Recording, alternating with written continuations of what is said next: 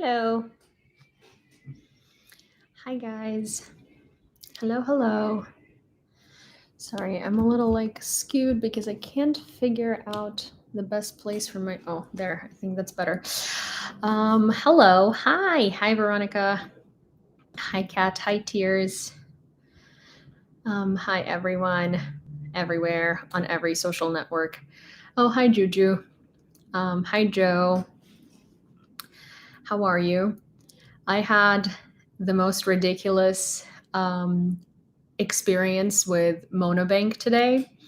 So I've been primarily using Monobank for, hi Hugh, for fundraisers. I barely ever really have any money on Monobank. I did have some when I was in Ukraine, but realistically, I barely ever use my Ukrainian bank because I don't I mean most of my finances are done in dollars and I just use my Bank of America. And so anyways, after this large fundraiser that we had, I had a lot of money in the Monobank jar. Hi Gord, hi Casanova.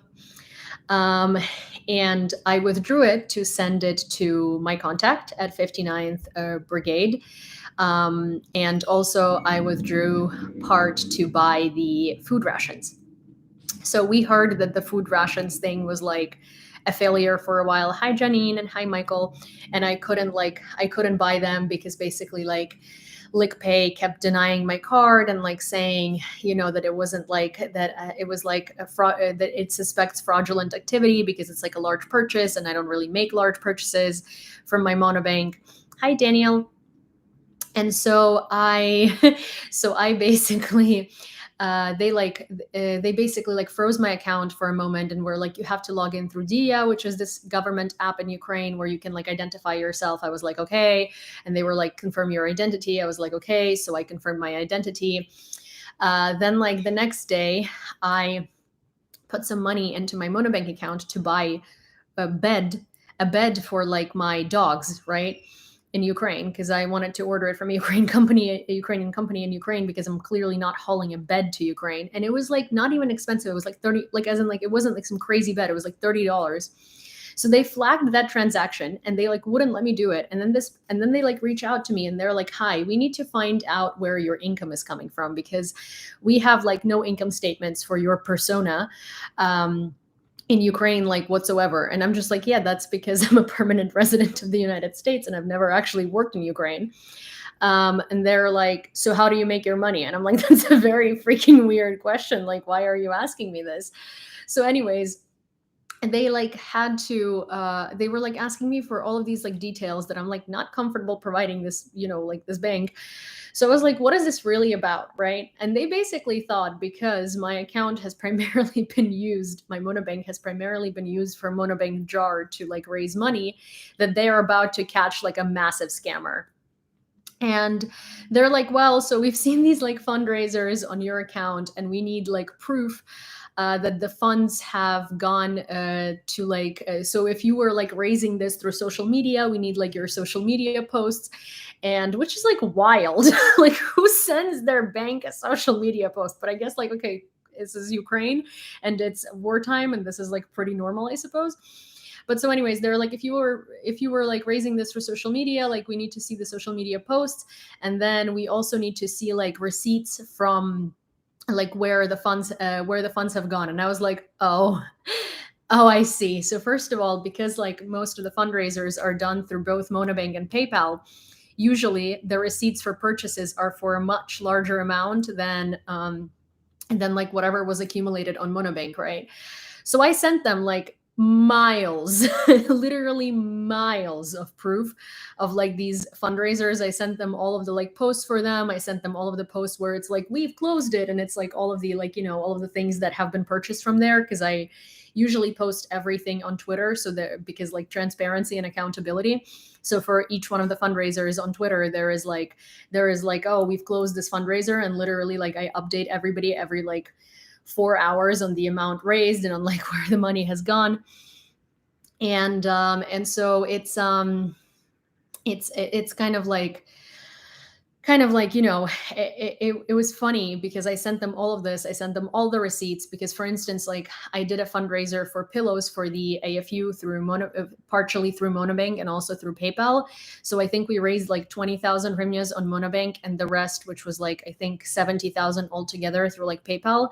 So I sent them the receipt for that. And I was like, if you think I'm stealing money from the fundraisers, here is a receipt for a much larger amount than this. Than like what was raised. So clearly not. Then like this last fundraiser, basically I provided them the check for buying the food rations. I'm still waiting on my thank you, Tara. Thank you so much. I'm still waiting on my like fixer contact. Hi, Ozzy. To help me purchase to help me purchase like the thermals. So I am still working on that.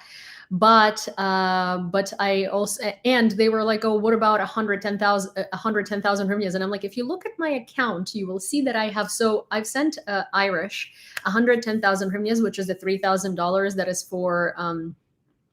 for the quadricycle. But so his account is so he's, well, I can't give you personal details, but basically like it bounced because I made a mistake in the transaction and I can't figure out what the mistake was. And if you have heard, there was a hack attack on Kyivstar, and that has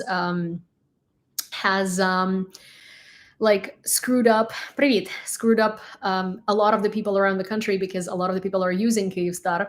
So basically I can't reach him until, well, first of all, he's in a hospital and he was getting his evaluation done yesterday. So we'll see. But basically I can't reach him right now for the first, until Kyivstar fixes its problem. And so I was like, if you look at my account, I sent the transfer, it bounced. So the person I'm sending the transfer to is in a hospital and has Kyivstar, which, both are not very conducive to figuring out how to do this. But I think what I'm going to do is once Kyivstar is up, I'm going to create a PayPal through my Ukrainian account, and I'm just going to PayPal it because it seems like the easiest option, to be honest. And I just can't do it right now because in order for you to open a Ukrainian PayPal, it needs to send you a text message, and it uses Kyivstar to do so. And Kyivstar is down. So I don't really need to send it via Western Union. Like, worst comes to worst, I'll do that. But I think I can do it through PayPal. I just need to wait for Kyivstar to be up. So first of all, I can't really send anything because anything like at the moment while Kyivstar is down, because basically almost every Ukrainian company uses Kyivstar. No, I'm not in Ukraine right now, but I will be after the 29th. Basically, almost every Ukrainian company uses Kyivstar as their like company mobile carrier, which is why Russia attacked it. So basically, you know how like if you... But you have internet? I'm not in Ukraine and I don't use Kyivstar. My mobile provider in Ukraine is LifeCell. And I'm in the United States. I'm sorry. There's just like trolls or like people who love to like ask these like provocative questions to be like, oh, so this is all down, but you have internet. And it's like, honey bunny, I'm in New York and my internet is Spectrum, and my internet is Spectrum, and my phone service is not Kyivstar because Kyivstar doesn't operate in America. Isn't that cute? And I will be back in Ukraine on the 29th, and hopefully by then, well, actually on the 30th. But hopefully by then that'll be fixed, and you don't have to be such a bitch when you're asking a question. Thank you very much. Anyways, I'm just, I used to be quite nicer to people, but I'm just so fucking tired of people asking these like provocative, insinuating questions. But yes, so anyways, Kyivstar is down, and people, yeah. So if you have friends in Ukraine and you can't reach them, if you have friends in Ukraine and they can't reach them, and you can't reach them, that's probably because they have Kyivstar, and it's probably because Kyivstar is down. So I wouldn't be worried.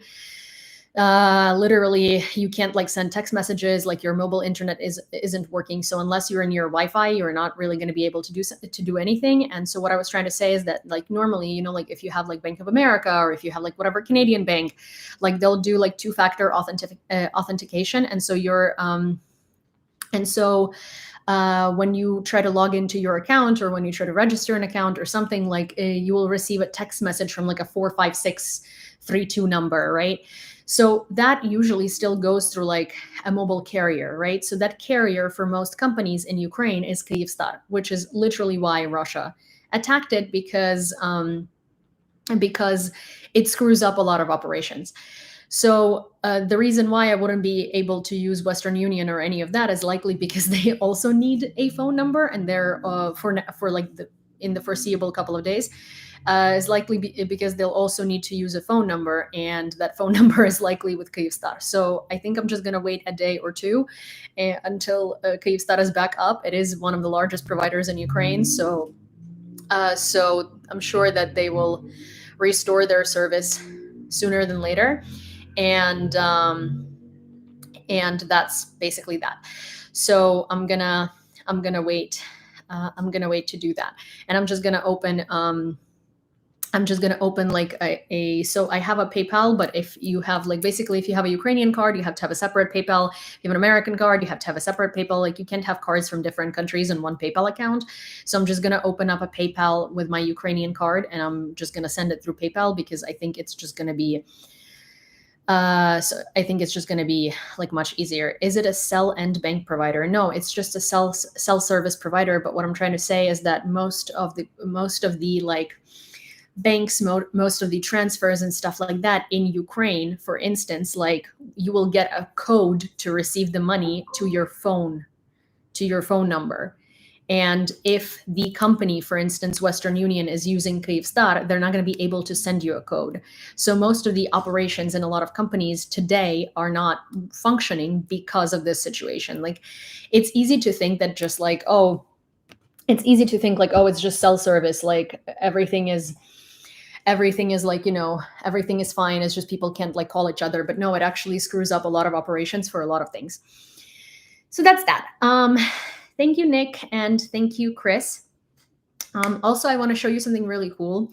So actually, two very cool things. So one person from our community has Venmoed or PayPal'd me, I think, a couple of days ago to get 4 of these lighters because they work in the wind, to bring them to Ukraine, to literally gift them to soldiers that I know because they work in the wind. Like, so they work in all sorts of conditions. So 4 of them arrived today, and I'm very, very excited. I will be packing them, and I know an ample amount of soldiers who could really, really use that. And they're very small and compact. I really love that. So that's very sweet. The person always wants to stay anonymous, so I'm just gonna keep it at that. I'm not going to dox them. But also, Senethus, hi. If I'm mispronouncing the name, I'm so sorry. Please correct me. Hi, thank you. How much are those lighters? They're like $15 a lighter plus tax. Very cool. They'll love them. Yeah, I think so too. I think it's a very, very useful thing. And then I want to show you something super, super cool that I've also so basically, here's what I was thinking. I'll give you like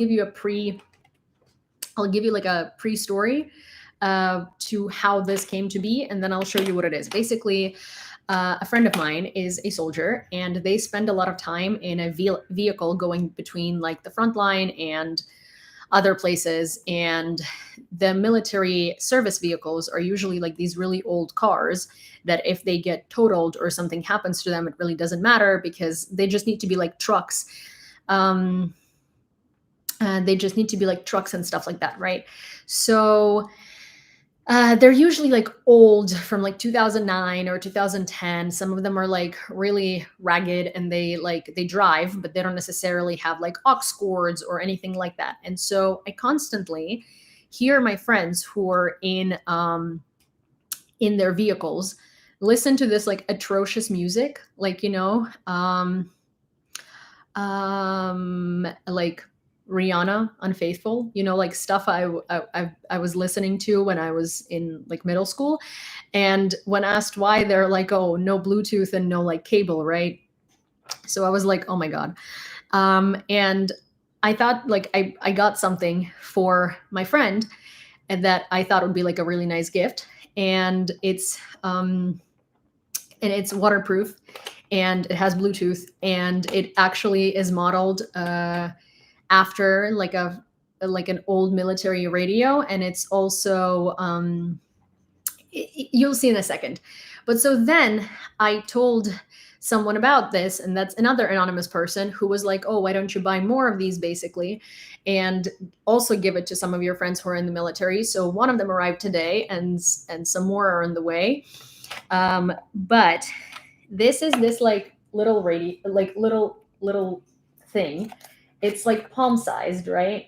And it's made out of metal, so it's pretty indestructible. It's also waterproof. It has a flashlight over here with like 3 different light settings, and it's a speaker, because I figured, because it's Christmas, this is not something they like need, but this is a really cool gift.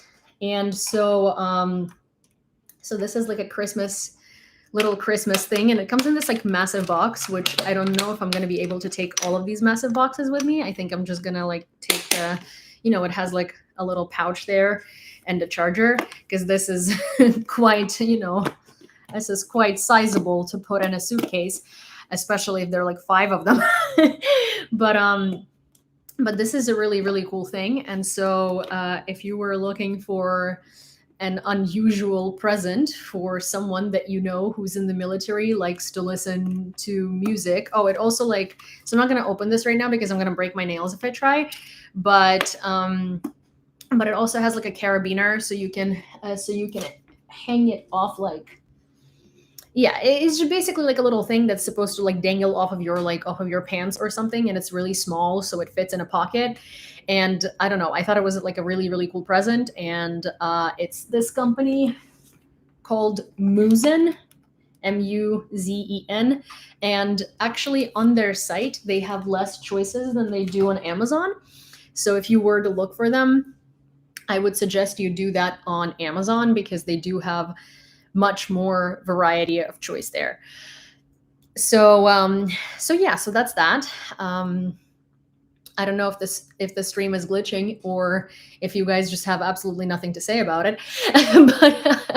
but I thought it was like a really cool thing to gift to a friend. So I don't know, because we always get something that they absolutely need for our military friends, right? But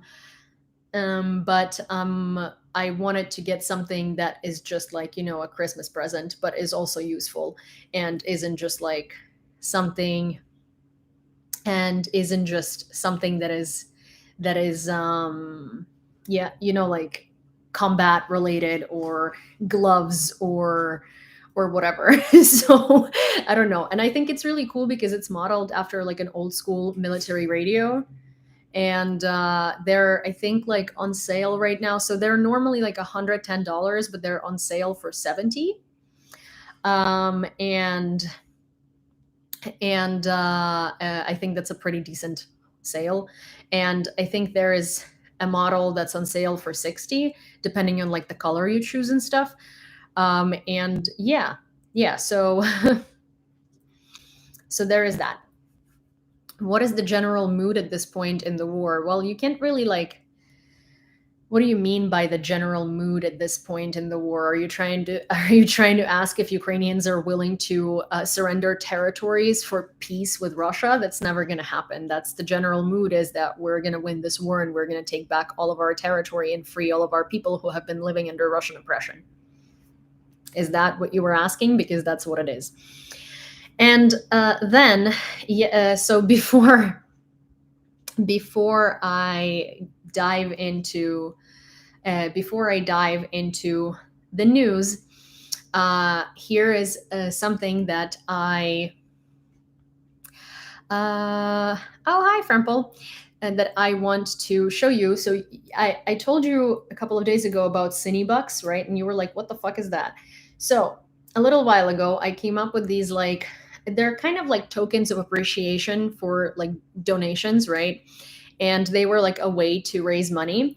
So I designed this pseudo currency called Cyny bucks. Cyny is my dog. She's adorable.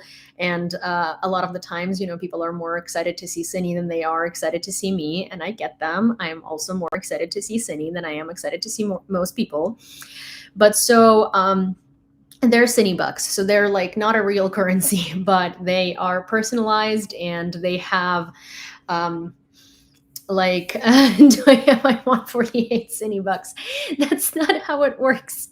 But basically they're this like made up currency that's just cute and with my dog, and it's personalized. And I for like so at some point when there was a need to raise money, I designed them, and they came in like 50 Cyny bucks, 100 Cyny bucks, 200 Cyny bucks, 500 Cyny bucks, I think, and 1,000 Cyny bucks.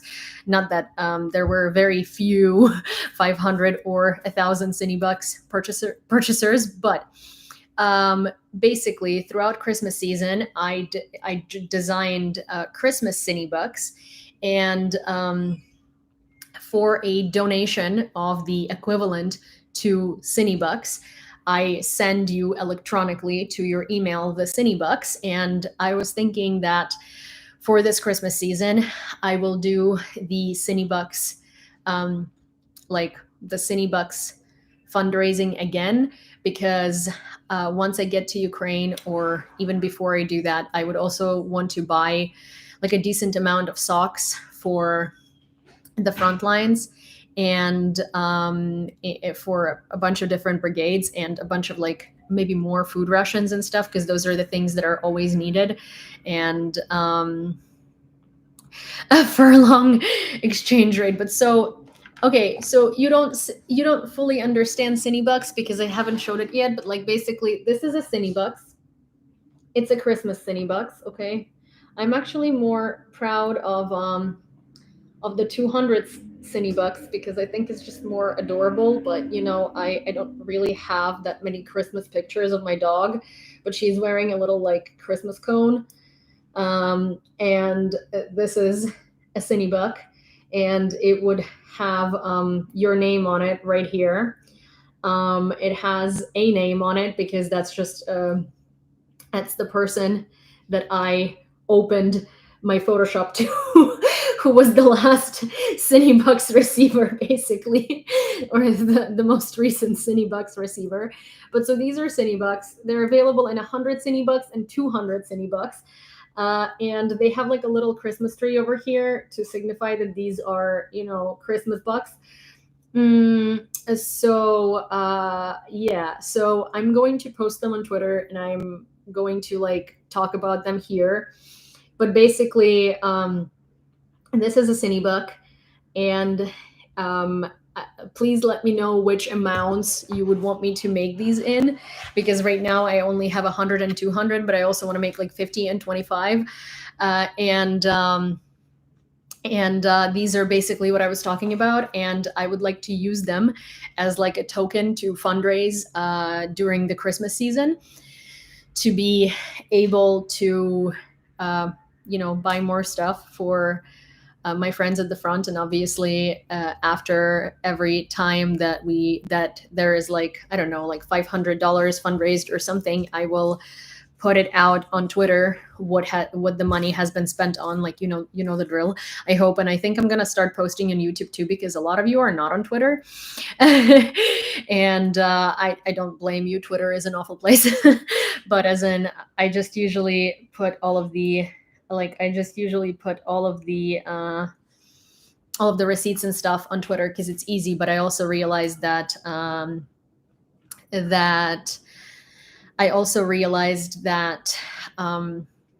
YouTube has this like thing in like the YouTube has this thing where, Cyny, what are you eating? Hey. Oh, okay, fine. Twitter has this like thing, Cyny. Sorry, not Twitter. YouTube has this thing where you can put posts as well, like community posts and stuff like that. Community tab. Yes, thank you, Taz. I appreciate that. And Twitter is a dumpster. And yes, I will make I will make 50 Cyny bucks. I think that's a reasonable amount. But basically, if you'd like to purchase Cyny bucks and partake in this Christmas fundraiser, you can PayPal or Venmo or literally all the same methods that you've used before, and just put in Cyny bucks in the description in your email, and I will send you Cyny bucks. Cyny bucks as soon as I'm off live. Thank you so much. Thank you. And yes, basically I would do them in amounts of like 25, 50, 100, 200, because if it's randomized amounts, then it's hard to design a different design every time, but they're personalized and they have a serial number. So each one of them has a serial number. I have only one UAH, so not today. Listen, it's not a necessity, but I thought that it's a cool way to fundraise, and I thought that it's a cute way to fundraise because, hey, who doesn't like French bulldogs on pseudocurrency? So there is that. And I will post Cyny bucks in the community tab so you have an idea of what it is. Big old boomer belly. Hi. That's a cute nickname. So yeah. Okay. Well, tonight the United States announced, hi Nils, good to see you. Today the United, is it Niels or Nils? Because I think it's Niels, but I'm not sure, and I like to pronounce people's names properly. Thank you, Francisco. So you do let me know, because I don't want to, like, call you something that isn't your name, because people call me well, I'm right with which one? Niels? Yeah, okay. Okay, cool. Because being a foreigner in the United States, even with a name as easy as Julia, which is practically Julia with a Y instead of the J, I constantly get called very random things. Mm. Oh, that's cool. Yeah, that's cool. Cater. Okay, Kate Rennick's art. Sorry, I was trying to read it. I think Kate or Cat. So yeah, so there is that. All right, well, I guess we can start doing the news. You should put her on a calendar. I can design a calendar. I mean, Cyny is quite adorable, but I don't. What kind of a calendar? Like one of those that you would. But like, here's the thing: like, I would need to print the calendar, and then I would have to manufacture the calendar, and that's a whole different process because this is a digital thing. I could do a digital calendar, but then you would have to print it yourself, and that just sounds like a lot of hassle. Because first of all, I'm going to Ukraine on the 29th, so there is no way that I can produce calendars before I do that. And even if I do, then I would have to bring them with me to Ukraine, which is a whole lot of weight, and I only have 2 suitcases, 23.5 kilograms each, allowance, and I'm traveling with a dog and all of her stuff. So yeah, so that might be a little difficult. Niels is short for Nikolai. Oh, that's cool. Yeah. On-demand printing services that will do a monthly calendar. Oh, that's cool. Can make Leopold bucks for random donation amounts. Oh my god. Sorry. You can make Leopold bucks for random donations amount. Was that shade to Leopold? Leo bucks. Is the New Year celebrated in similar way in Ukraine, usually like without the war? You mean similar way to the United States? So New Year's is a gift-giving holiday for most households in Ukraine. You would basically, like, here you get presents for Christmas. Hi, Amphibious. You're not really late because I haven't started the news yet. I've just been chatting. So New Year's is a gift-giving holiday in Ukraine. So, for instance, like the biggest holiday for presents in the winter in most of the world is Christmas, but a lot of Ukrainians give gifts on New Year's. So the gifts under the tree thing is on New Year's. It's not on Christmas. Leo Pucks. Oh my gosh, you guys are giving so much shade to Leo. Oh, Niels, thank you so much. how does it work though? I'm so curious. Like, do do people claim the membership, or does it like randomly assign a membership to someone, or is it like kind of you snooze you lose type of thing? So on YouTube there is like a YouTube channel membership a situation, and Niels for the second time, he did that yesterday and he did that today, which is very very sweet. So he bought 5 memberships for people on YouTube, and I was one, and it then shows who receives these memberships, and I was like wondering if it's, you know, I was wondering if these memberships get like randomly assigned to random people, or is it that these memberships are, or you have to like claim it before someone else does, and apparently it's just and apparently it's just what's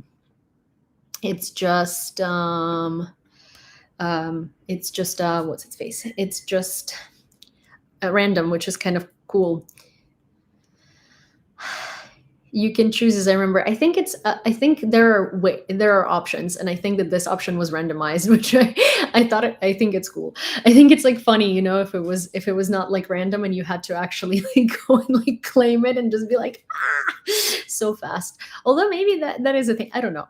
You know what? Thank you, Niels. That was a very very sweet thing. I'm just on a ADHD tangent. Oh, TikTok will let you gift subs too, but it's random for sure. Oh, that's really cool. I did not even know that. That's probably plagiarism from YouTube. But yeah. Oh wow, these the amount of subscriptions on TikTok went way down. Okay, now all your subscribers got a chance to get a membership. You had to be in chat to get it earlier. I see. Aha. Or just given blocks. That's so cool. I'm learning.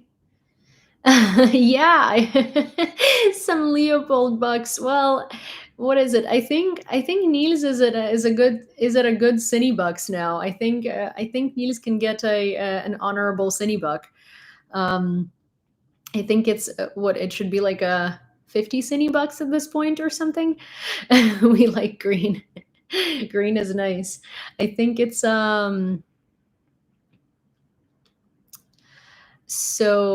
so yeah, I think it's what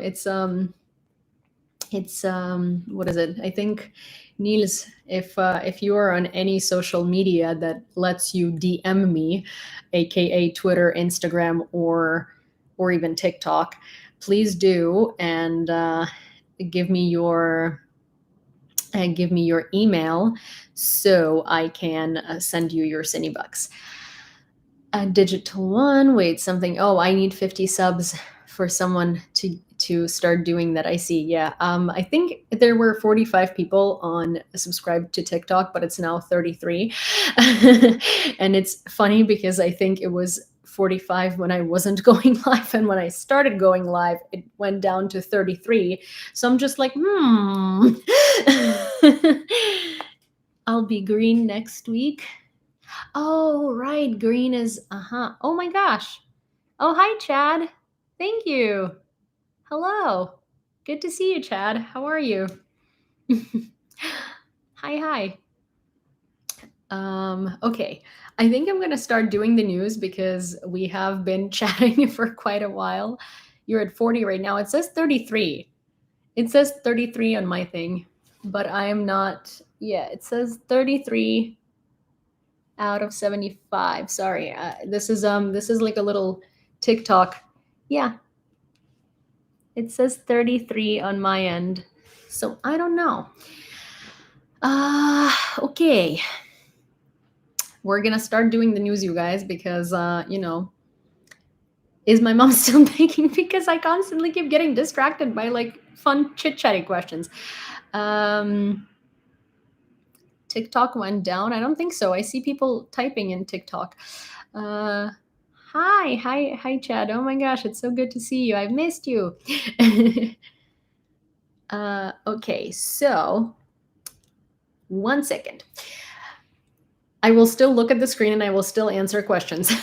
Also, for someone who constantly keeps like requesting on on Instagram, I don't necessarily do like I don't do so someone keeps requesting to be on the live on Instagram, and I don't really do that because I don't ever know if people are reasonable or if it's like a troll or something like that. So please stop requesting. I don't know how to take that function off, but I really don't want to utilize it. I've had horrendous people request on like on TikTok, and I really do not do that unless I feel like, dealing with trolls. So I don't know what is going on there, but I don't like, please stop, because I keep seeing hi daddy, hi daddy Hutch.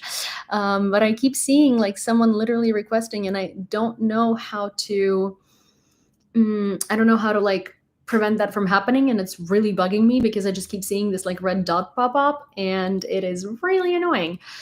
Hi Dina. It's because Insta tells you can. Oh, but that's so annoying. What about friendly trolls? No, there are no friendly trolls. Oh my gosh. TikTok lives is usually hell. No, I actually I actually prefer TikTok lives, I think, to like a lot of other platforms. I like YouTube and I like TikTok. But I'm not super keen. I'm not super keen on Instagram lives. I think they have a lot to work on. I was almost tempted to request just because I could. Yes, news, right. Cyny, get back here. Sorry. Cyny.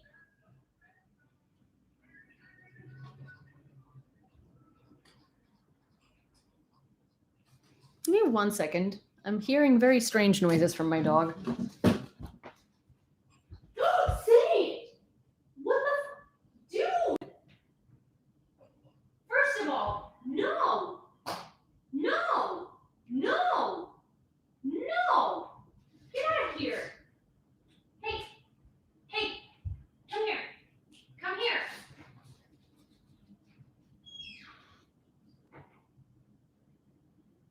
You little troll! No!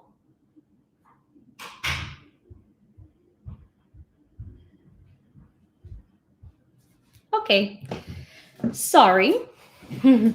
See, I knew that I needed to go check on that because I heard her drinking something, and I was like, oh, but she does not have water in her bowl, because so I give her water portions, because Cyny is like one of those dogs that'll drink, and that means like she'll go to the bathroom every single time she drinks, and that's unreasonable.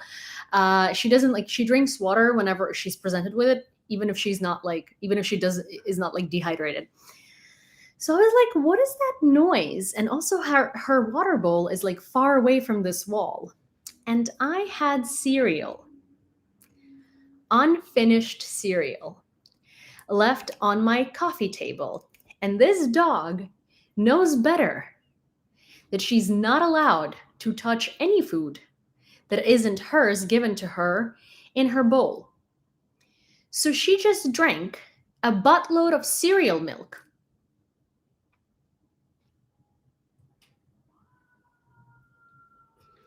From my cereal bowl. So that's what happened, and I'm very happy that I went and checked on that. Cyny is also right now in a timeout in a bathroom, because that's how she understands that she did something she was not supposed to do. Anyways, news. A $200 million what type of milk? Oat milk. She'll be okay. She's eaten worse stuff before. It's oat milk, so it's at least not dairy. But it's Cinnamon Toast Crunch, so. Okay, so a $200 million aid package was. No, Vasil, вона покарана. Okay, sure, but she has to stay there. I can't use this when she's there. Yes, you can. She left. Either way. You let her leave. No, I didn't know.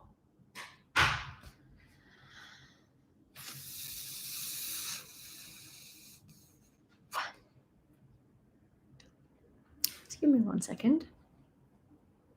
Cyny, come here. Hey, come here. You literally still have milk on your face. You stay there. You have milk on your face.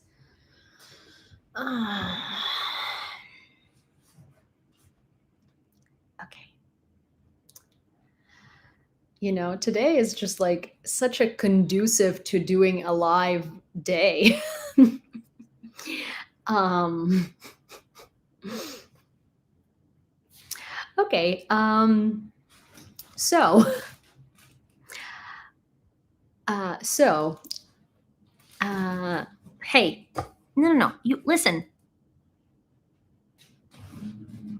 Grumpkin, you stay there. Don't you even try to look cute. Okay, a $200 million aid package was announced by the United States. For Ukraine. It's $200 million, so it's a very technically it sounds like a huge package, but it's actually a very small aid package, like military aid package. Zelenskyy today was scheduled to speak to the Congress to ask them to approve the $60 billion aid package. Before he came to the United States, both Anthony Blinken and John Kirby and thank you so much, Dina. And Joe Biden said that they expect to approve another aid package for Ukraine before the year's end that isn't the $60 billion one. And so the $200 million aid package is the one that they've approved. It's become kind of customary that when Zelenskyy shows up in the United States, there is an aid package announced. But this is really quite a small aid package comparatively. And it's it really isn't nearly as well. It's really it's good. It's good that there is another aid package, and it's better than nothing. But the most important one right now is the $60 billion one. However, there have been 15 billion euros in Russia's frozen assets just kind of resting in Europe, and so those funds have been very important, and Europe has not been wanting to transfer them to Ukraine. Their whole thing was like, oh no, it's unconstitutional and like whatever, and we are going to send that back to Russia, and then when Russia is defeated and whatnot, they're just going to pay it to Ukraine in reparations, which they're never going to do. So there is talk that actually that 15 billion euros in frozen Russian assets is going to be transferred to Ukraine at last. So it looks like that is going to be approved and Ukraine is going to get that money because, well, obviously Europe is fucking terrified at what's happening internally in the United States with the 60 billion aid package and what's going to happen to the front line if Ukraine does not get serious funding. So it does look that at least that's going to be approved, which is 1/4 of what the U.S. Pledged to give us, or is what the U.S. is hoping to pledge to give us. But it's still it's something, and it's something big. And also, it's frozen Russian assets in reparations to Ukraine, so fucking give it to Ukraine. I know the US will come through. I know that Republicans are just using it as a bargaining chip to get what they want. I understand. But at the same time, like, Ukraine does not have time to waste. Michael's emergency oat milk fund. Thank you. That's actually adorable. Oh, I can like that. That's cute. Okay. I didn't know I could like these.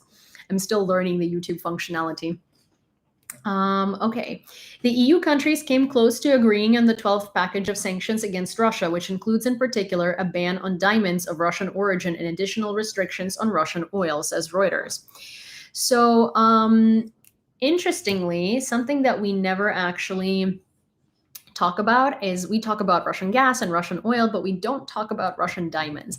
And Russian diamonds have been circumventing a lot of sanctions because jewelry made in Russia is banned from import to many countries. But diamonds and stones and stuff like that isn't. And Russia is very, very, very big on that. So if it's just like diamonds that haven't been like worked on, that haven't been, that haven't been cut and stuff like that, Russia sells tons of those. So that industry really, really needs to be sanctioned, because that industry makes Russia a lot of money. And that should not be the case. Kyiv established a remarkable multi-layered air defense system, in part with the aid of volunteers such as those from the Hurkid group. Hurkid group. It's my Ukrainian coming out. Hurkid group. And they've been involved in the development, production, and testing of spotlight projectors used to illuminate and take down the swarm of drones sent by Russia to target Ukraine's energy sector and other sites. So here is what these illuminators look like. And I mean, these are, I find it interesting because sometimes like super professional photos are actually better because they help you understand what things look like better. And sometimes these super professional photos actually are a little too, are like a little too professional. And it's kind of hard, they're a little too like artistic. But yeah, but this is basically what it's like. And it's very cool that they've been able to develop this system.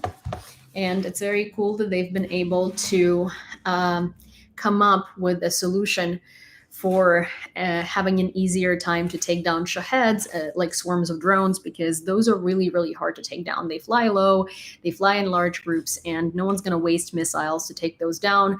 So, it's just, and they usually come in these, like, it's a swarm. Like, do you remember, you know what I kind of like want to compare this to in layman's terms? Like, have you guys seen Harry Potter, the Lost Harry Potter, where they basically dressed Harry in they like drank that potion and all of them became Harry, and so they were on these motorcycles in the sky, all basically being Harry, and they were just kind of like swarming the skies, and it was hard to like realize who's going where and who's who.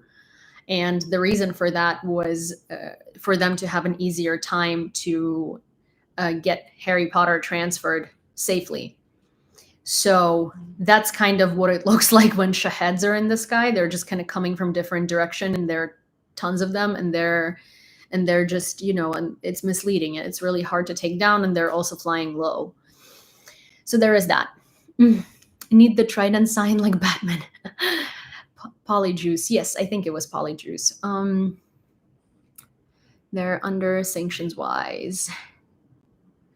Okay. Need the trident.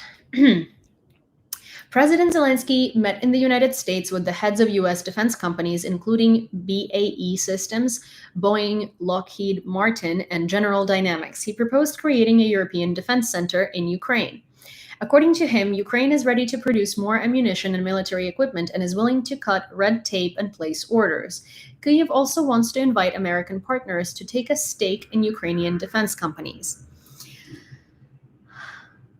How do I have Wi-Fi today? What do you mean? What do you mean, how do I have Wi-Fi today? I pay for Wi-Fi. I pay for internet. Oh, is this the Kyivstar question? So first of all, I'm not in Ukraine. Second of all, Kyivstar is a mobile provider. And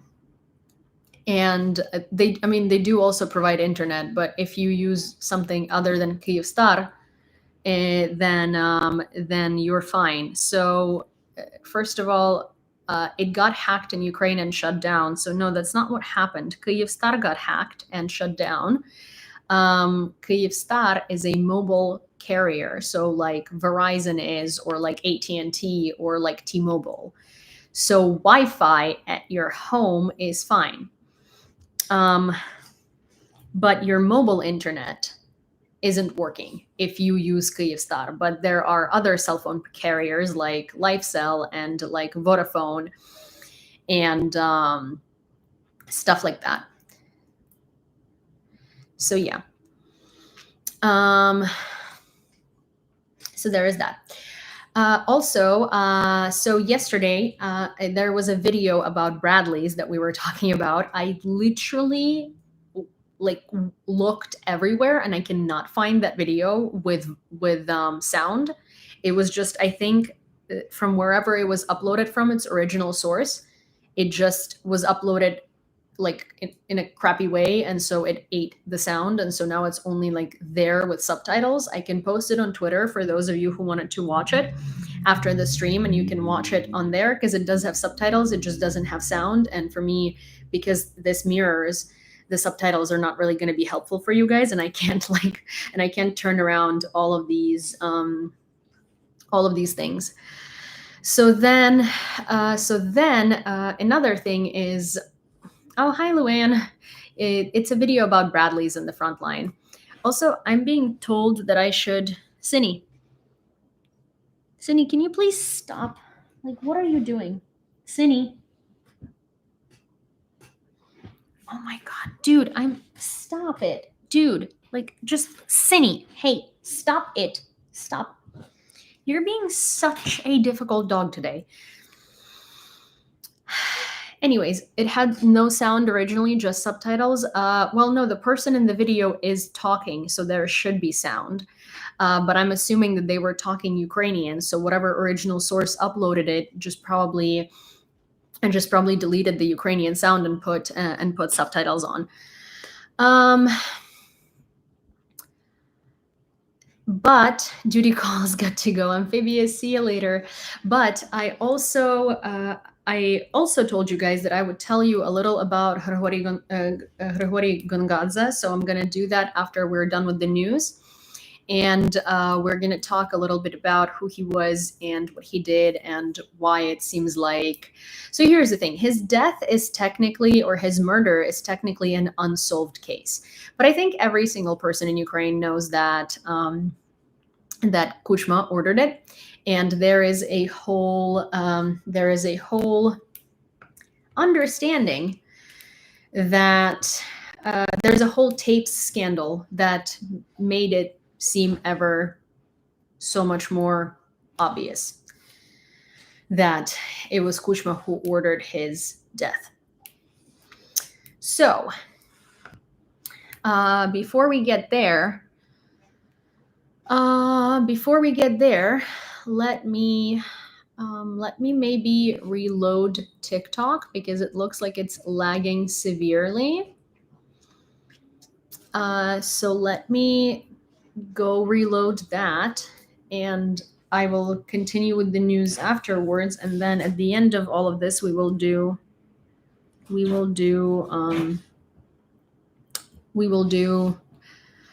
talk about Gongadze. Give me 1 second. Like, Sin, why are you being like, you're literally being like unbearable right now. What are you doing?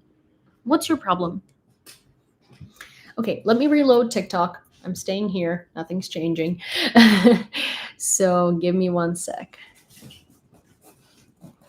Oh my gosh. Oh yeah, wow, it's lagging quite significantly. Okay. 1 sec.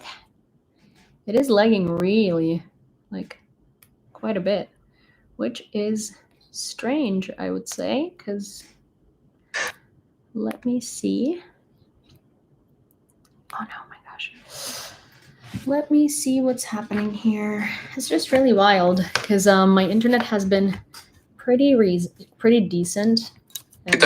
Oh my gosh, please stop. My internet has been pretty decent and it hasn't had any issues lately. The TikTok didn't whoops, the TikTok didn't end. I did end it to reload it. So, and I said that too. So I don't know why. Did you guys not hear it? Oh, ouch. Wait. She just wants to be the center of attention today. She just wants to be difficult today. That's all. Okay. The US and Ukraine are looking for a new war strategy for 2024. The Americans propose to consolidate positions and build up forces, while the Ukrainians want to go on the offensive from the ground or strike deep into the rear, the New York Times writes, citing sources. The US aims to create enough of credible threat that Russia might consider engaging in meaningful negotiations at the end of the next year in 2025. According to US officials, many Ukrainian leaders do not realize the instability of continued US funding and the inability to provide Ukraine with the military aid it has requested, including 1 million rounds of ammunition.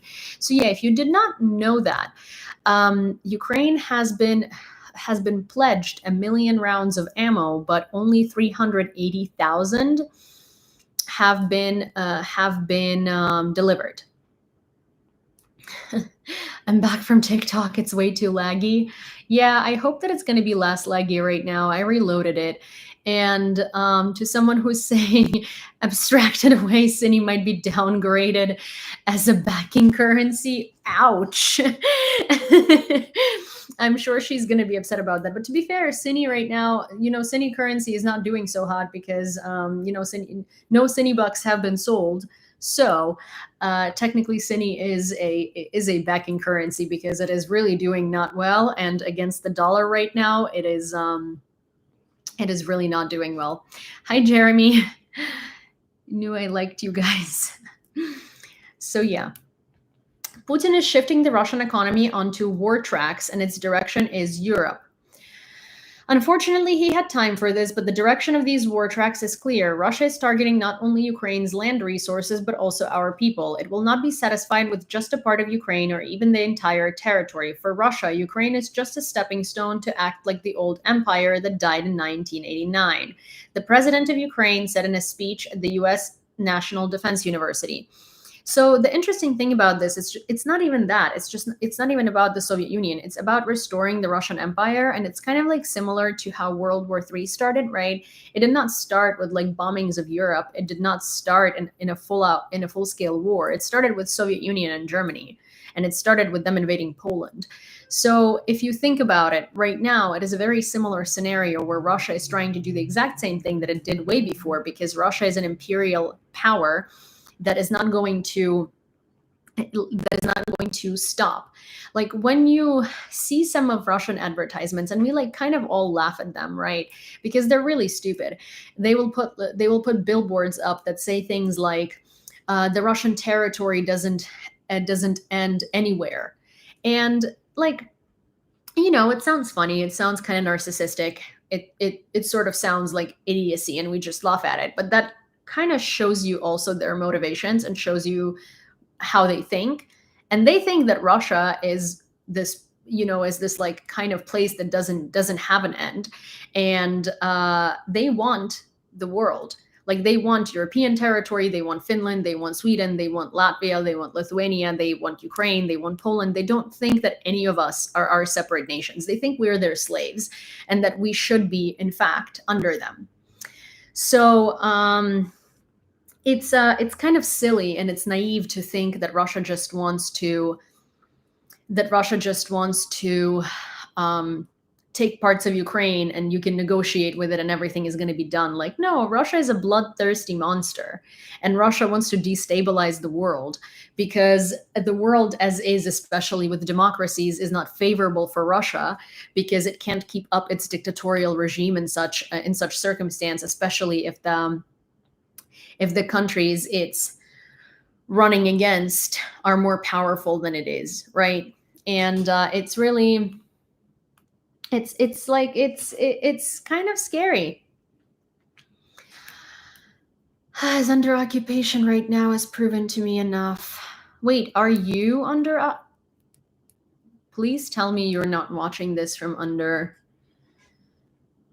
Is your family okay? Are you okay? Is everyone okay? Sorry, there is someone in the comments in YouTube who used to be on TikTok who said, "My city that is under occupation right now has proven to me enough what they can do. I'm in another country." Okay, that's good. I'm happy to hear that. I am very. Is your family okay? Is everyone that you know okay? I'm sorry. I feel like that's a question that needs to be.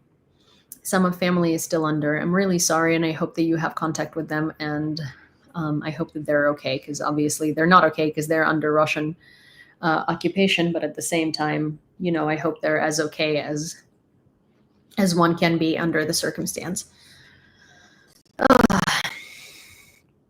Russians restrict access to education for children in the temporarily occupied territories. Amnesty International reports Ukrainian pupils in the temporarily occupied territories are being forced to learn and sing the Russian anthem in class. That's the least of the things that they force them to do. Um, those who refuse are threatened with being taken away from their parents for re education in Russian orphanages, according to the results of Amnesty International's research. In addition, families from the temporarily occupied territories said that the schools that reopened after the occupation do not have enough qualified teachers, and children are left to read textbooks in class on their own. This affects the quality of education and discipline. Residents of the territories of Ukraine temporarily occupied by Russia are being repressed for seeking to continue their Ukrainian education, and some parents are forced to hide their children. The occupying authorities must immediately stop intimidating local people, coercing teaching staff into undertaking inappropriate educational activities and other abusive practices. During war or occupation, all parties remain bound by international humanitarian and human rights law.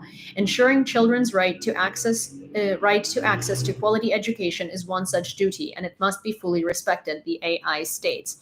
So first of all, Amnesty International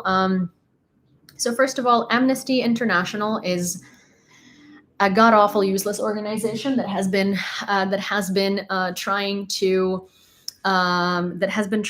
portray Russia as not that much of an evil. And do you remember that article they wrote where they were trying to insinuate that Ukrainians were hiding in schools, and that Ukrainian military was hiding in schools, and they had absolutely zero proof for that. So for me, it's like, I'm not going to endorse Amnesty International for this article because they suck. However, I will say that they are correct on this one because there are Hey, Sin. I know quite a few people whose family is in occupation, and not only is this true, not only are people repressed and oppressed, and not only are kids not allowed to study Ukrainian, people get tortured, people get fined, people get kidnapped for speaking Ukrainian. Like, for instance, if you listen to Ukraine War Brief, the podcast I host, which, by the way, for those of you who do listen to it, and there is a bit of a mental health emergency with Robbie, and he usually scripts the podcast. So that's kind of why we haven't had a podcast in a little while, but it will be out in the next couple of days. I can't really go into details. And there has been quite a bit going on. And I've been also, like these past 3 months in general have been kind of a whirlwind.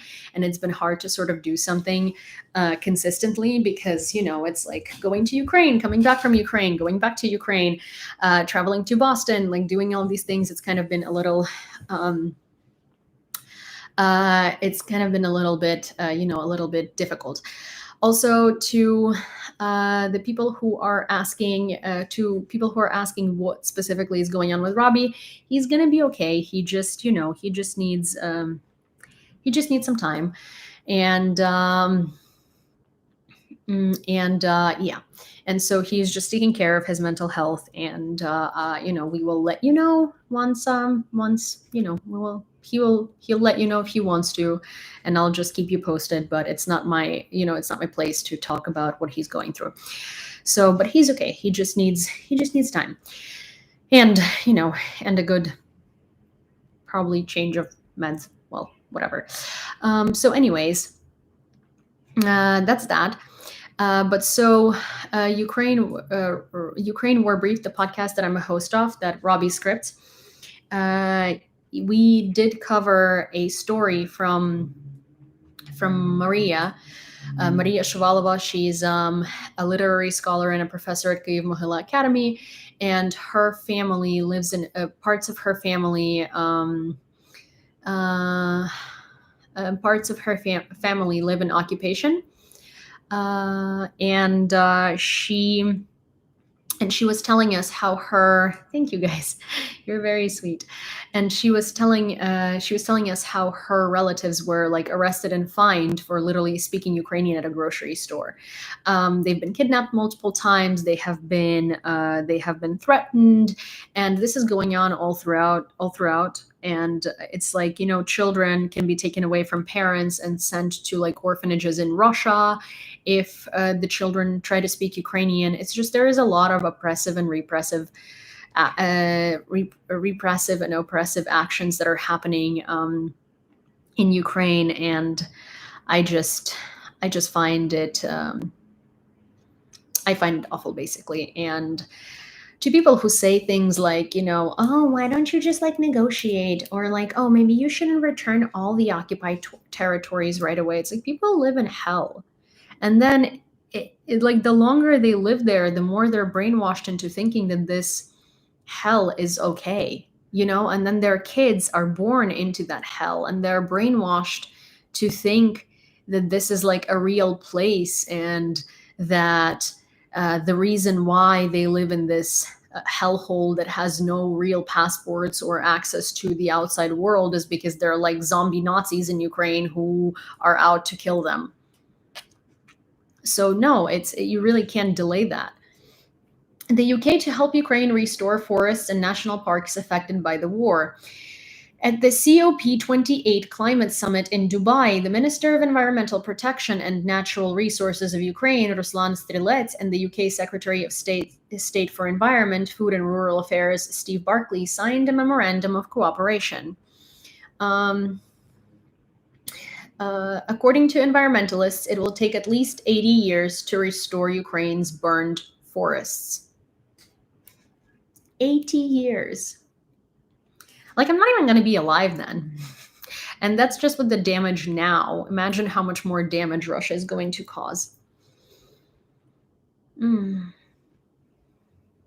So there is that. Hi, William. Thank you. Blue aerial silk. That's cool. The EU imposes new sanctions on Iran for its military support to Russia. I mean, about time. I think that Iran needs to be sanctioned about the same way as Russia is. Iran is one of the worst places for human rights. It's a dictatorial, kind of like totalitarian state that kills its people for having an opinion, and also aids and abets Russian invasion. I don't know why the sanctions against Iran are not just as strong as the sanctions against Russia. Ukraine to receive third tranche of $900 million from the International Monetary Fund. Ukraine's economy has proved resilient, and macroeconomic and financial stability have been maintained due to the government's skillful policies and external assistance, IMF Managing Director Kristalina Georgieva said. This program is part of an even larger international aid package worth $115 billion that Ukraine is to receive within 4 years. Hi, Dave. In early November, the IMF improved its forecast for Ukraine's economic growth to 4.5% by the end of 2023.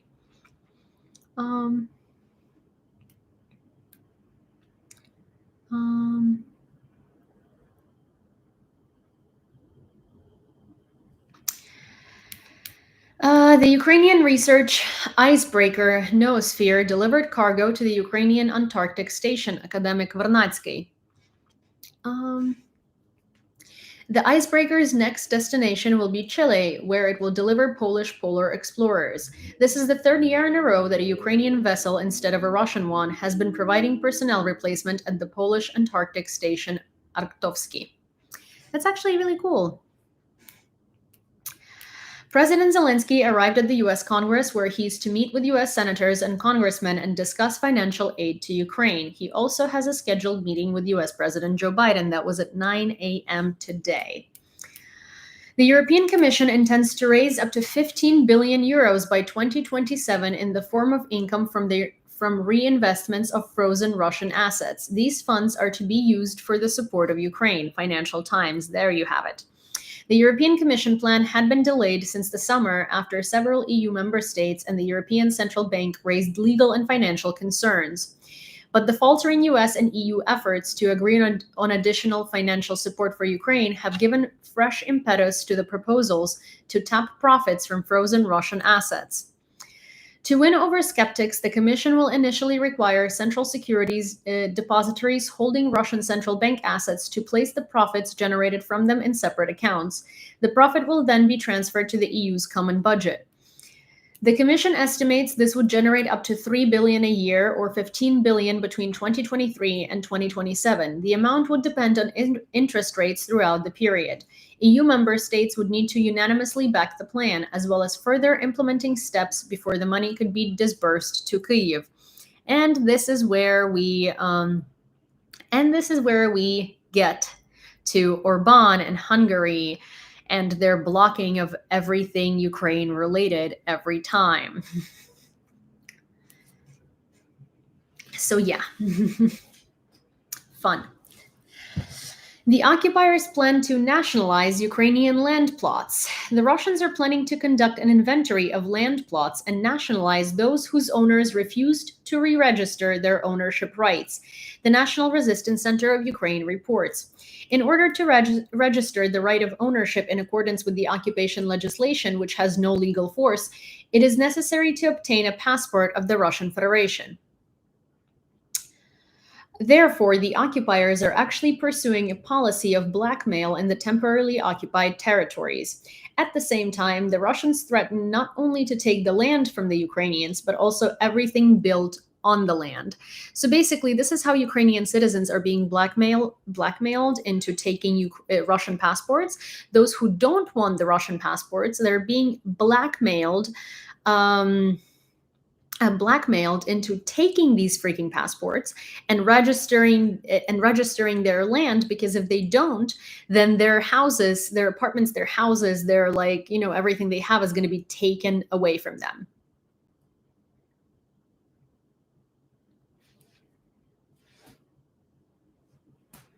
It's kind of the same as and then they say, see, all of these people are taking Russian passports. They've always wanted to be Russian. Or see, all of these people are sending their kids to Russian schools. They've always wanted to be Russian. But in reality, this is happening because they're being blackmailed into it.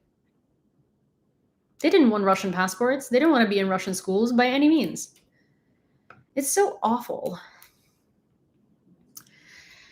The main sources of Ukraine's state budget funding are military bonds, loans from international financial organizations, as well as bilateral loans and grants, the Ministry of Finance of Ukraine. As of December 7th, 2023, the total amount of financing of the state budget general fund since the beginning of 2023 amounted to 19.02 billion hryvnias, or $52.1 billion. The largest budget funders were the European Union, $17.9 billion, the United States, $10.9 billion, placing government securities on the internal market, $14.6 billion, International Monetary Fund, $3.6 billion.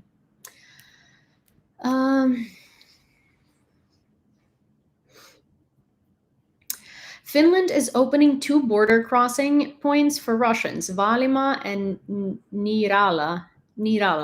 From December 14th, it will be possible to apply for asylum there. All other 6 checkpoints will remain closed. If the flow of illegal immigrants increases again, all points will be closed again. All crossings and crossings between Finland and Russia have been closed since November 30th. Honestly, I don't know why they're reopening it. I don't know why they're trying to get Russians to apply for asylum. They just were able to get rid of Russian immigration and I mean, I don't know. It sounds like a horrible idea. It sounds like there is just going to be a swarm of Russians trying to get in again, and there's going to be a swarm of illegal immigrants, and nothing's going to change. I mean, if they want to prove a point that if they open the borders, this starts happening, then sure. But if they're hoping for a better outcome, then it's very unlikely.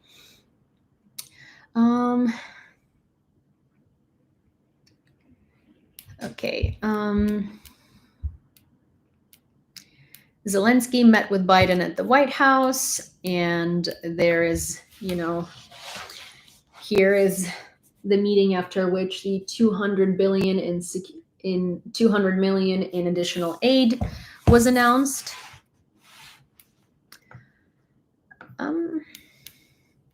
Our goals for the 24th year are clear: to deprive Russia of air superiority and disrupt their offensive operations. This is real, Volodymyr Zelenskyy before the start of the meeting with the US leader Joe Biden.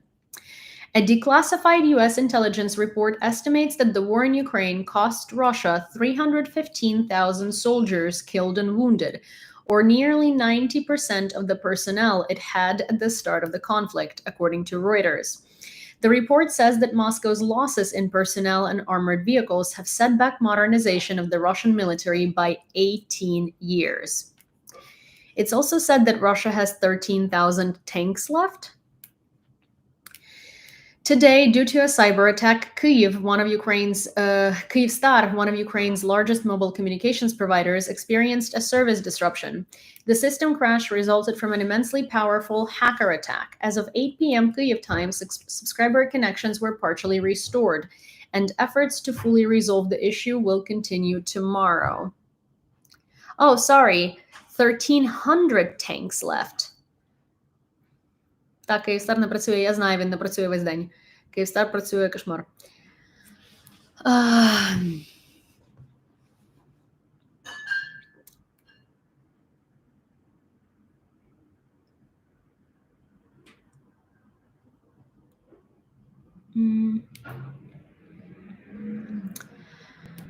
Okay, NATO will be the future of Ukraine. There is no question about that, affirmed President Joe Biden during a press conference with Volodymyr Zelenskyy. As we stated in Vilnius, Ukraine will become a member of NATO when all allies agree and the terms of entry are met. For now, our immediate focus is ensuring Ukraine's success in the ongoing conflict. As you know, we've initiated a joint assistance program with President Zelenskyy and the G7 leaders in Vilnius, outlining enduring commitments to bolster Ukraine's defense capabilities. Moreover, we recently convened a defense industry conference in Washington to address the pivotal objective. Thus, our approach will be gradual and progressive, Biden concluded. Oh my gosh! Thank you, Chad. That's very cute. Thank you so much. Thank you so much. And also, I'm sorry for saying 13,000, 1,300. It's 1,300 tanks. I just, brain fart. Biden and Zelenskyy convene a joint press conference. Key points from Zelenskyy's speech. The control of the sky dictates the war's duration. We aim to dismantle Russia's air dominance in the upcoming year. Surrendering territories is utter madness. It equates to sacrificing the lives and well-being of other people. Are those advocating for territorial concessions ready to offer their own children to terrorists? Ukraine possesses clear goals and plans for 2024, yet details won't be disclosed. Ukraine has implemented all recommendations from the European Commission regarding potential EU accession. Key points from Biden's speech. Ukraine will emerge proud and resilient after this war if we continue to offer our unwavering support. Putin assumes the USA won't fulfill crucial supplies to Ukraine. It's imperative to grasp that impeding aid to Ukraine is fundamentally wrong, and Russia rejoices in this obstruction. Yes. The judgment of history will be severe for those who fail to defend freedom. There will be no withdrawal of support for Ukraine. This backing is pivotal to global solidarity. If we don't halt Putin now, freedom everywhere is at risk. Putin's ambitions will escalate, allowing audacious aggressors to seize territories forcefully. Okay,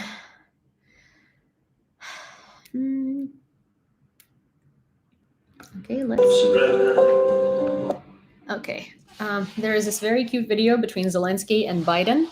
I'm going to stage it so that, most of you can see it. I'm trying to, I hope, one sec. Let me see.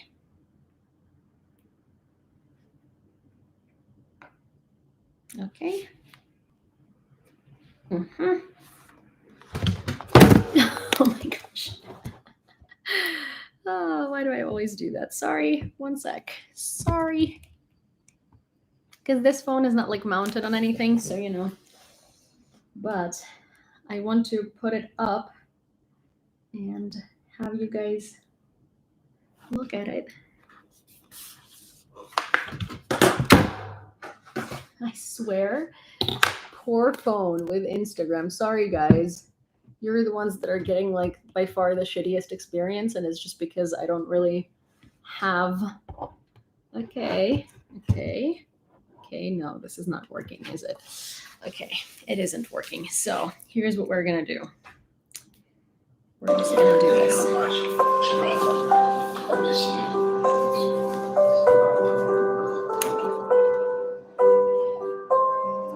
You know the drill. We're gonna bring in the unholy American flag. Yes, I know. We're loud people. Well, Mr. President, welcome back. Thank you so much. Welcome back to the White House, to the Oval Office. And, it's great to be at your side once again. We're going to stay at your side. You know, we stand at a real inflection point in history. I know you and I have talked about this, where the decisions we make now are going to determine the future for decades to come, particularly in Europe. This is one of those moments. Congress needs to pass a supplemental funding to Ukraine before they break a holiday recess, before they give Putin the greatest Christmas gift they could possibly give him. And so because we've seen what happens when dictators don't pay the price for the damage and the death and destruction they cause, and they keep going with no prices paid. The threat to America, to Europe, and the world will only keep rising if we don't act. And I intend that we act. American people, Democrats and Republicans, alike, I think, understand this, and they understand the very real fight that's going on right now. In the winter, this winter, Putin plans once again to bombard Ukraine's electric grid. He intends to, with rockets, plunging families in the darkness in the coldest part of the year, and doing great damage. We can't and won't let him succeed. Mustn't let him succeed in that. Mr. President, I've called on Congress to do the right thing, to stand with Ukraine and to stand up for freedom. And I want to thank you for being here. You're going to help the cause, and I don't want you giving up hope. I'm really glad to be here at the White House today and share some very important messages. Thank you for the invitation, and I'd like to thank America and our partners for the support. And today is a special day, really a special day for Ukrainian people. It's a day of our land forces, almost 600,000 incredibly brave Ukrainian sons and daughters are on the battlefield, and they were powerful. This is their day, and really, they prove every day that Ukraine can win. And our forces are advancing, and we have successfully defeated Russia in the Black Sea, and Russia is hiding the remains of its naval fleet in remote base. And meanwhile, Ukraine has set up an export corridor in the Black Sea that's really boosting our economy and global food security. Yesterday, I met with the IMF and World Bank, and they're impressed with the Ukraine's economic growth, almost 5%, and that's significant. Ukraine is gradually becoming less dependent on aid, and we are moving to the right direction. And I want to discuss with the president how to strengthen it, especially enhancing our air defense and ability to destroy Russia's logistics. Our goals for 24 are clear: take away Russia's superiority and disrupt their offensive operations. I think it's real. And also some other important things. I met with the heads of American defense companies yesterday. Thank you very much, Mr. President. Really powerful companies. I thank them, and thanks all the workers, engineers, managers who build and build the strengths of American weapons, helping Ukraine boost the development of arsenals of democracy. President Biden agreed, and we spoke about it in September, to joint weapon co-production is very important for us, and we'll discuss how to speed up this. And we also need to work faster with the frozen Russian assets, over 300 billion frozen assets from terrorists, and we should use it to protect against Russian terror. And I want to talk about some details regarding our reforms and EU integration. Ukraine continues to reform its institutions even during the war. Is very important for us, and we are successful. I think that's very important. People need to be confident that freedom is secure and strong enough to win. Thank you very much, Mr. So that's snippets of Zelensky's speech. Also, my phone with Instagram fell another time. And I'm happy that someone had said that they like these authentic malfunctions.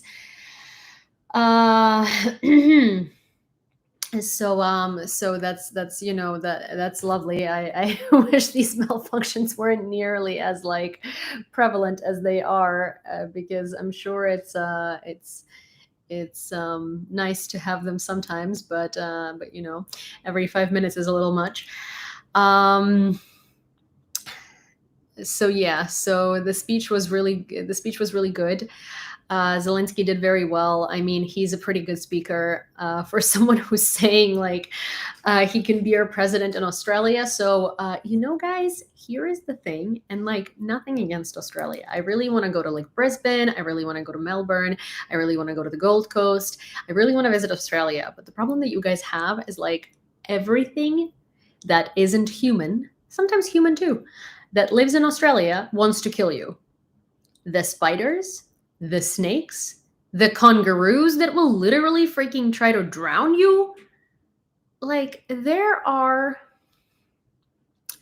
many things going on in Australia that are not conducive to life.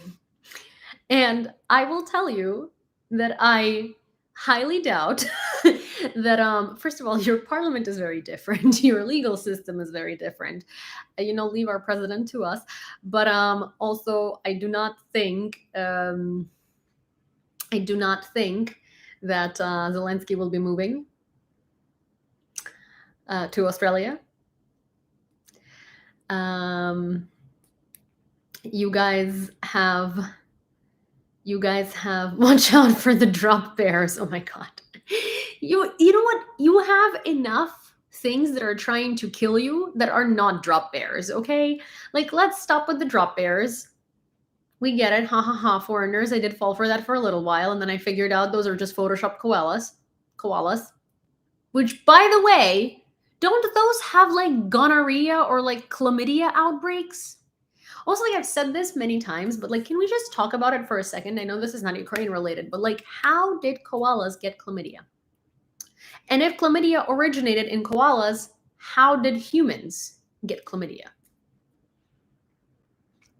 And I'm just like, I think a realistic assumption here is that a human had a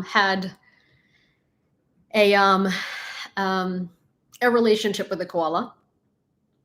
So, guys, I mean, as much as I really, really, really want to visit Melbourne, Brisbane, and like Bondi, and like the Gold Coast, and like those types of things, there are just a little too many, strange things going on in Australia. And every time I hear from Australians about the strange things that are going on in Australia, oh, this is not a smart picture frame. Someone's asking about the smart picture frame. This is not a smart picture frame. This was Vasily's gift for me for, I think, my birthday, and it's an Amazon Echo or Alexa thing. And it's actually, I love it.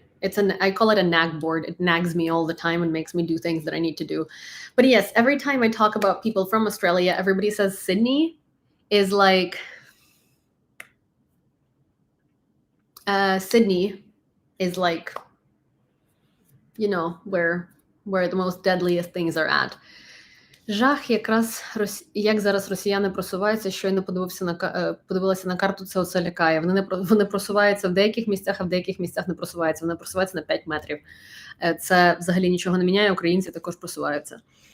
The assault group of the 24th Mechanized Brigade, named after King Danilo, repelled the slag heap located within the territory of Horlivka, temporarily occupied since 2014 in the Donetsk region, and seized enemy positions.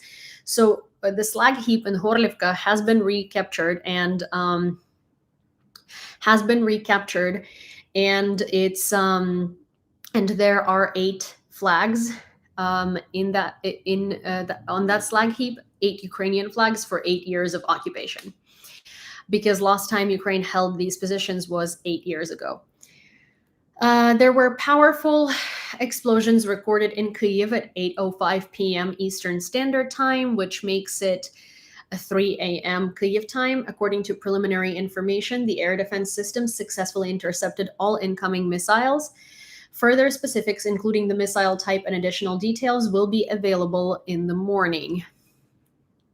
Come to New Zealand instead of well, so here's the thing. I know that like New Zealand is there are less deadly things. Less deadly things in New Zealand.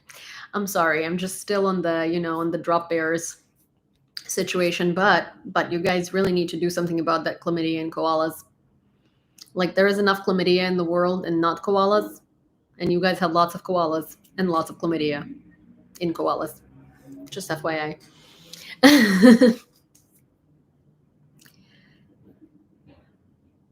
Sorry, 9 years. 9 years. 8 years ago, I thought they said 2014. I think they're counting 2014 to 2022, but yes, 8 years of occupation. The remnants of the downed missile landed in the Dnipropetrovsky district of the capital, causing cars to catch fire in the yard of a residential building. Additionally, the facade of the residential structure sustained damage. Authorities are currently evacuating residents from that area. Also, actually, so here is what I would say. So I don't necessarily know the combat activities that were going on in Horlivka specifically, but it is highly likely that it was invaded in 2014. Then there was a lot of fighting going on, so the territory would shift back and forth, and that's why they're counting 8 years. A Russian soldier with a portable EW complex against drones is trying to escape from a Ukrainian drone. A Russian soldier. So here is Russian logic. This is a portable electronic warfare complex against drones. This is a drone. Instead of using this against this drone, he's trying to run away. Good riddance. Good riddance.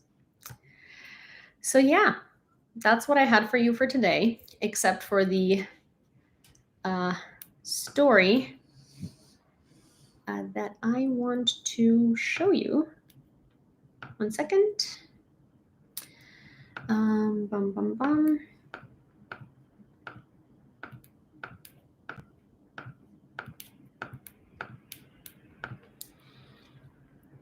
I'd feel more safe in Australia than USA. Okay, listen.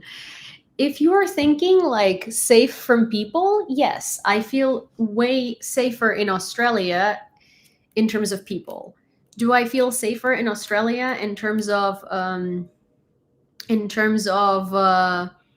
like animals? Fuck no. Absolutely not. There's some weird stuff going on in Australia. Weird stuff. Weird stuff. Ozzy, you can't comment on that. You're biased. You're biased. But also, give me a second.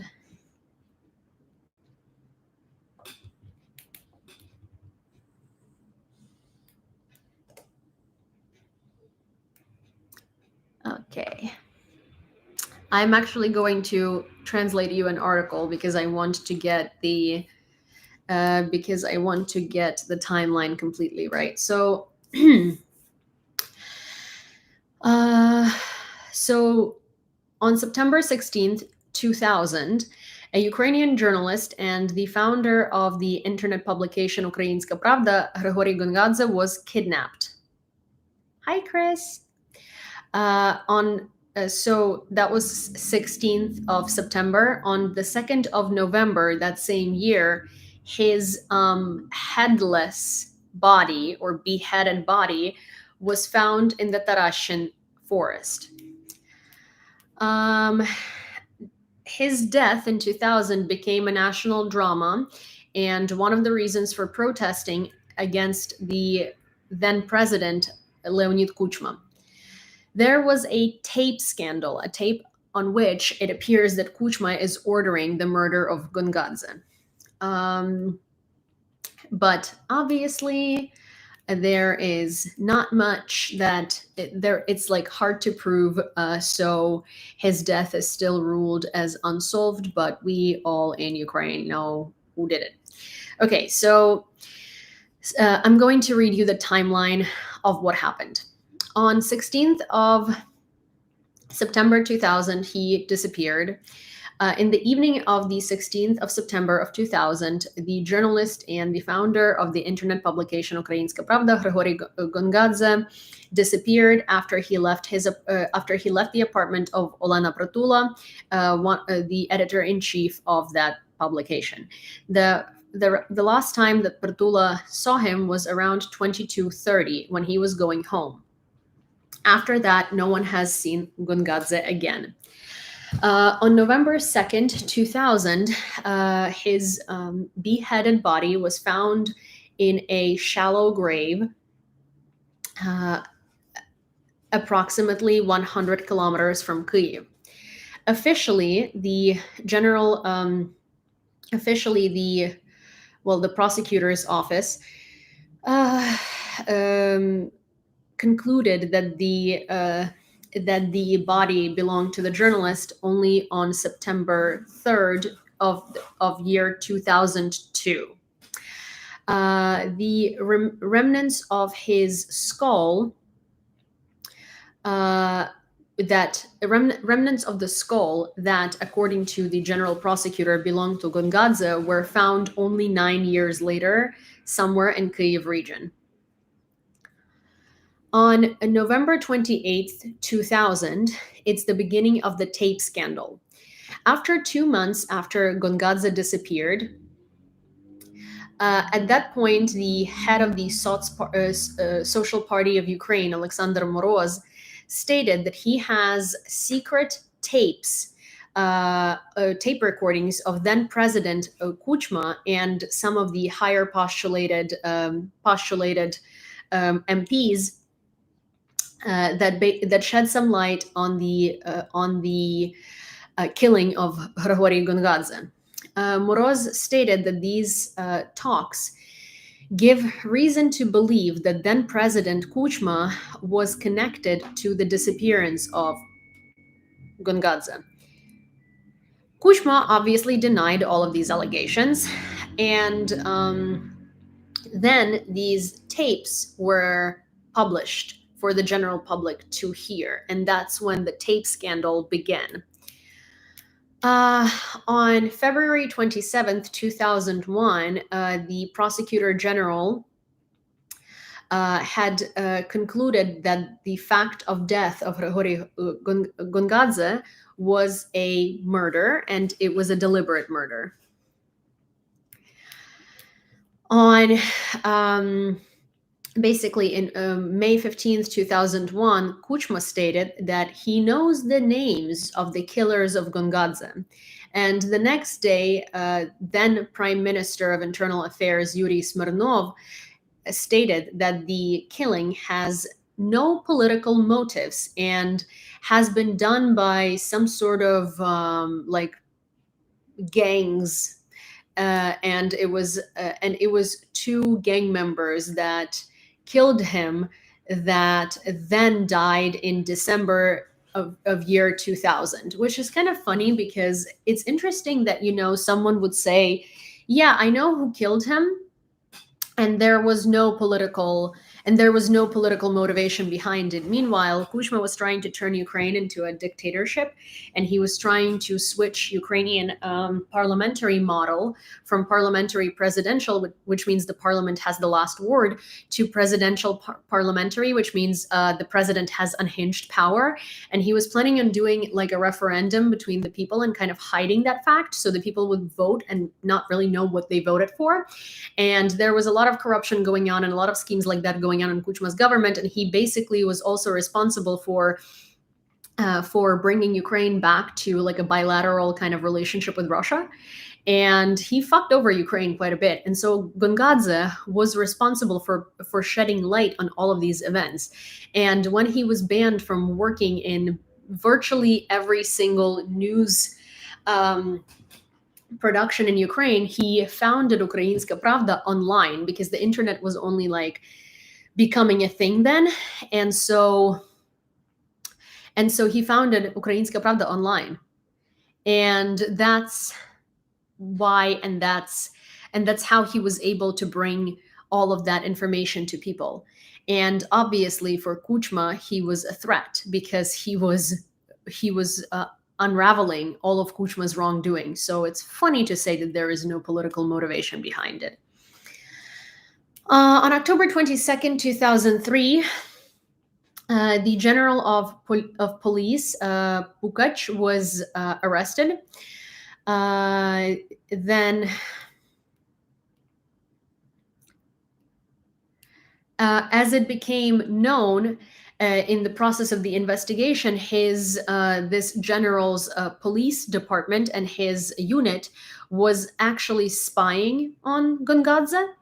So why would he be spying on Gongadze? If there is no political motivation behind it and the president never ordered you to do it, why is there a whole police unit spying on this journalist? On the 29th of October 2003, the general, basically like attorney general, was fired.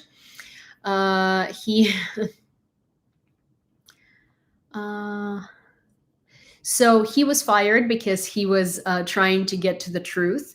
And then the guy that was arrested right before that, whose unit was spying on Gongadze, was freed and pardoned. And his case was closed. Not suspicious at all, not politically motivated at all. In December 2004, there was Orange Revolution.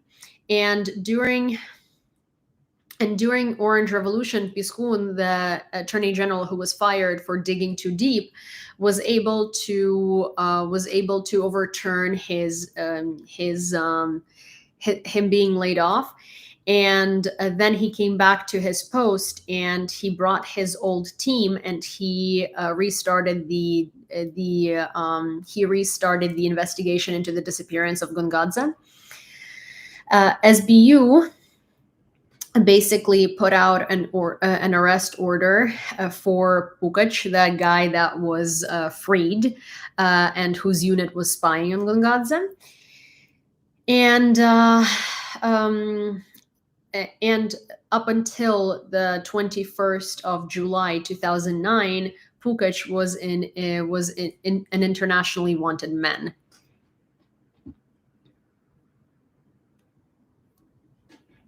So on the 1st of March 2005, the murderers were found, and then President Viktor Yushchenko officially stated that the killers of Georgiy Gongadze have been arrested. On the 3rd of March 2005, the main witness died. So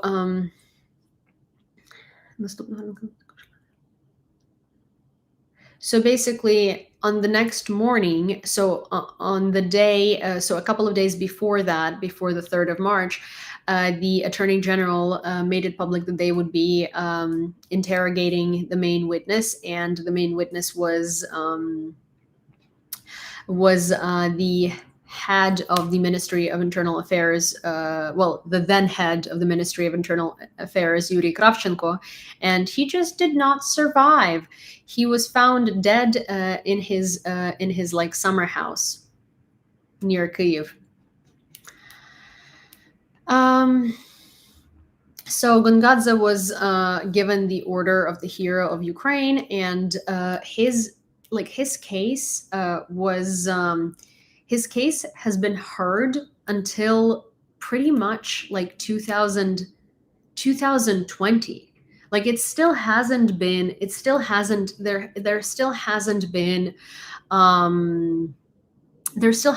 like a conclusion. He's gotten an Order of the Hero of Ukraine. Kuchma has been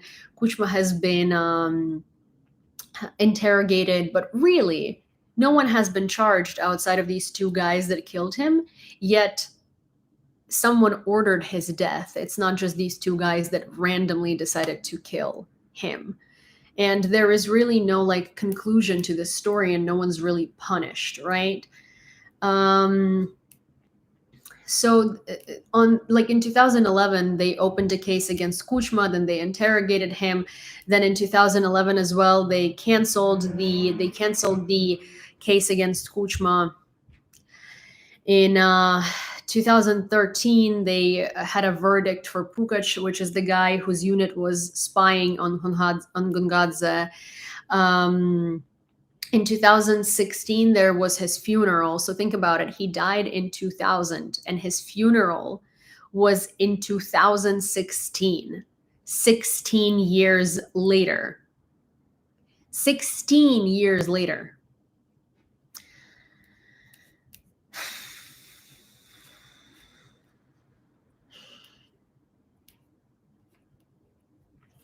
And there is now an award of Georgiy Gongadze that was founded in 2019. Pan-Ukraine Association of Kyiv Mohyla Business School and Ukrainian Pravda founded an award in the name of Georgiy Gongadze, and it's being awarded. What? And it's being awarded every year on 21st of May, on the birthday of the journalist. And so far, there are 3 people that have won it in 2019, 2020, and 2021. So yeah. That's the case of Georgiy Gongadze, and how justice has really never been served, and how everybody and their mother knows that Kuchma is the one who ordered his death, yet he cannot be brought to justice. Anyways, that's all I have for today. If you would like to purchase Christmas Cyny bucks, you are welcome to do that through PayPal or Venmo. I will create a link to purchase them, similar to how I did with the fundraiser before, and I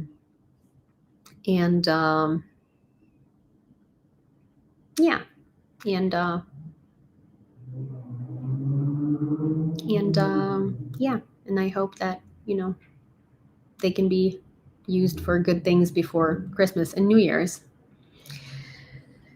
Okay, good night. Yeah, I'm so tired and I need to go walk Cyny.